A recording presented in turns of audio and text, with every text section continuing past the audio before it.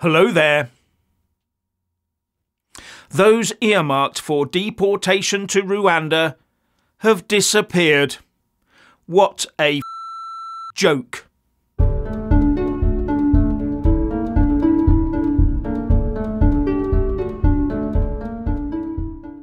Well, what a surprise not.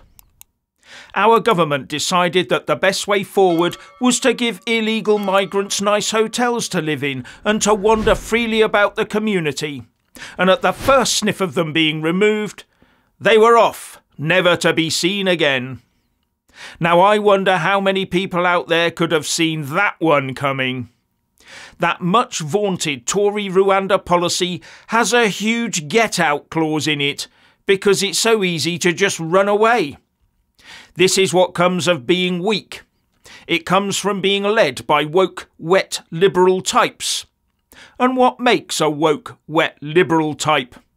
Well, they're the ones that generally think that a machete-wielding maniac would make a great neighbour for somebody else. But back to the rubber boat occupants. We can't put them in secure accommodation so that we can keep an eye on them until we know exactly who they are and if they have any sort of criminal record, can we? No, that's deemed unacceptable, inferior accommodation. Only the armed forces who put their lives on the line for us should be subjected to inferior housing and accommodation. Now, I will as ever remind you that legal migration numbers are still as high as ever, and no one in the mainstream press is even mentioning that. Strange also that the ONS can produce monthly inflation, employment and house price data, but we only ever hear about the immigration numbers once a year or so. And as far as I can see, the last quarterly report on migration was in 2020. You'd think the government was trying to suppress the data, wouldn't you? So those people smugglers have got it made.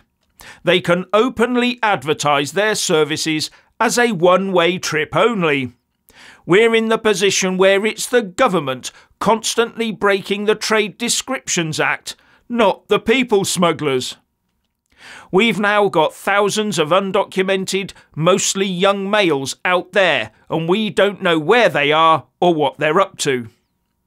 My guess would be either in the UK underground economy or crossing the border into the Republic of Ireland. Because we never ever hear about rubber dinghies going back to France, do we? And them going to the Republic of Ireland is probably the favourite, given the generous nature of welfare payments over there. Yes, the UK Home Office has lost contact with over half of the nearly 6,000 people they had earmarked for flights to Rwanda. It seems that the incentive of free accommodation and 49 quid a week in allowances hasn't prevented them from breaking off communications and doing the moonlight flit. At some stage or other, we are going to have to grow a pair and set up proper secure reception centres and make it clear they don't step 1 foot outside of it until we know all about them. However long that takes. And once that message is rammed home, maybe we'll see a change. If that were to happen, the UK public would generally feel a lot safer. And no, it's not demonisation or bigotry or racism, it's proper security of the nation. Those who throw their papers away or lie should be viewed with suspicion. And what our weakness has led to is that out of the over 5,700 identified for removal from the UK to Rwanda, only 2,145 have maintained contact with the Home Office.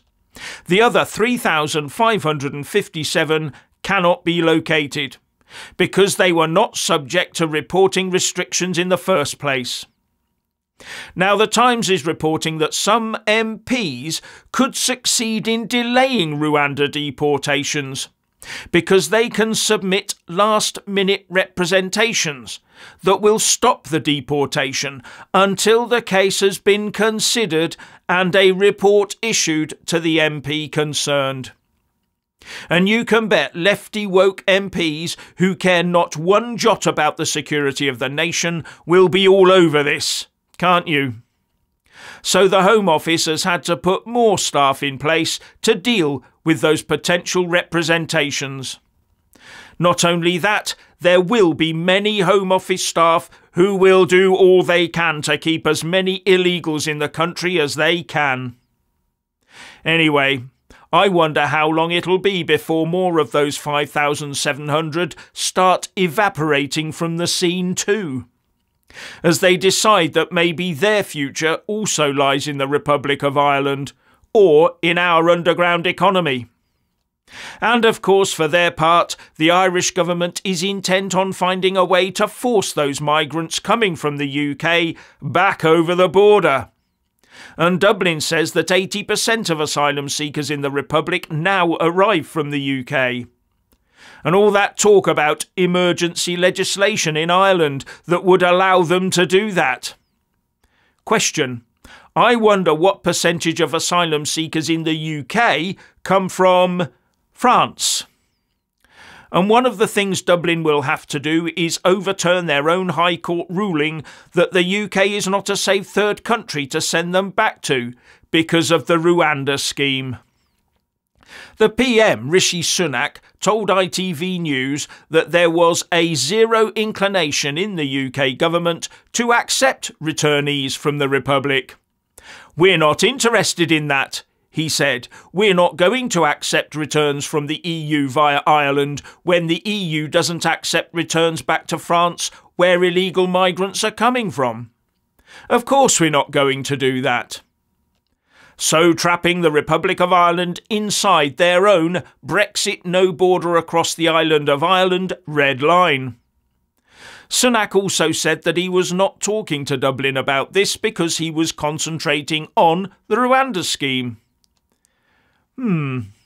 I wonder if we could take the French approach. Soak up hundreds of millions in Irish money to not stop the immigrants going over the border into the Republic. Now, the Irish PM, Simon Harris, said that Ireland will not provide a loophole for anybody else's migration challenges. And here was me thinking these were Irish migration challenges. And where's the loophole? Oh, it's the Irish insistence on a fully open border across the island of Ireland between the UK and the Republic of Ireland. And there's nothing they can do about that unless they are the ones who put a hard border in place. Good luck with that one. But at least the current Tory government is appearing to stand firm on the issue. But as ever with these things, there will be conversations going on behind closed doors about give and take, a compromise where both Dublin and London are seen by their own electors to have won. And as usual, the electorate would be the ones that will lose out on both sides. And I have to wonder what pressure will be brought to bear on the UK from the EU and from so-called Irish Joe Biden's US administration. Now, the government is of course hailing all this as proof that the Rwanda scheme works, although one suspects it's more to do with the Irish benefit system. But that matters not if the next UK government is a Labour government, because they have vowed to ditch the Rwanda scheme. Keir Starmer will be much more concerned with his relations with Brussels and Dublin, even if it is detrimental to the UK. Starmer will want to engage with the EU on illegal migration, probably including joining in with their immigration pact of taking in a set quota of asylum seekers every year, or pay a hefty fine for not doing so. Now, doing that would increase the magnetic pull of the entire EU for migrants. But those that know or believe that they would not make the grade will still use the rubber dinghies, a point that is lost on many out there. Having safe routes does not stop the dinghies. No, those that want to come here but know they won't qualify for a visa nor have any way of proving their asylum claim, if they even had one, will still go to the French beaches and climb into those boats. That's why detention must be the way ahead.